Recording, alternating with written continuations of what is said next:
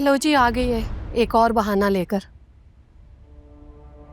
अरे अभी वो आई है, उसको बैठने तो दो। आओ बेटा बैठो।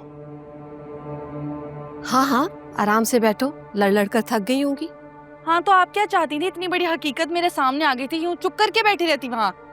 आप लोग तो शुक्र मनाएं, अभी सिर्फ लड़कर आई हूँ। मेरी जगह कोई और होती ना तो रिश्ता ही खत्म करके आ जाती।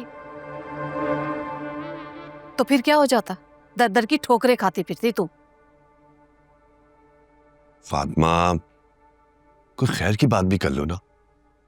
अरे जो खुद अपने लिए खैर नहीं चाहते, उनके लिए बात करके क्या हो जाएगा? ये मिसाल आप अपने बेटे को भी दें।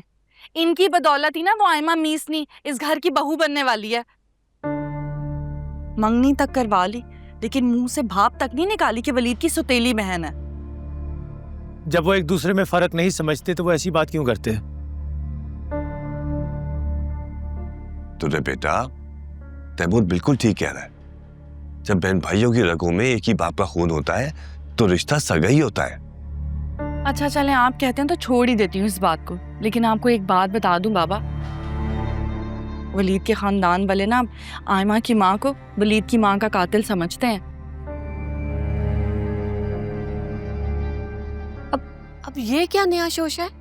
शोशा नहीं है, एक राज की बात है। इनकी मंगनी वाले दिन ही आयमा की बड़ी पुफी ने सब बताया था मुझे कि वलीद की माँ की हालत खराब थी तो एक नौकरानी ले आए। नौकरानी लेकर आए तो चंद ही दिनों में वलीद की माँ और बीमार हो गई और मर गई। तो तब से वलीद के बाप ने उस औरत से शादी कर ली और अब तो पूरे घर पे फिर वो काबिज हो गई थी। ये सब मनगढ़ंत और झूठी अफवाहें हैं। सही कहते हैं वैसे तैमूर भाई, मोहब्बत अंधी ही होती है।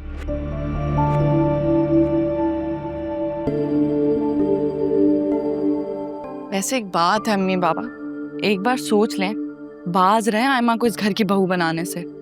बहुत चालाक होशियार है मीसनी। मैं तो वहां रहती हूँ ना, भुगतती हूँ उन लोगों को, सबकी फितरत से ना अच्छी तरह वाकिफ हूँ। अरे बेटा, और मैं तुम्हारी फितरत को जानता हूँ, इसलिए तुम अपने काम से काम रखो तो बेहतर है।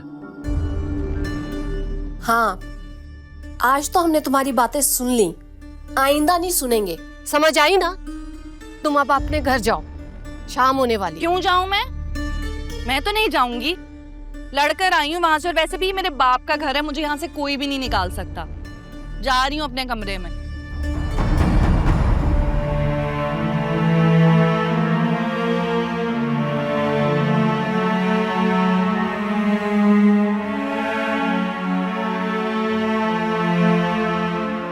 अच्छा ना, 2-4 दिन की बात है, क्या मसला है, रह के चली जाएगी। चलो।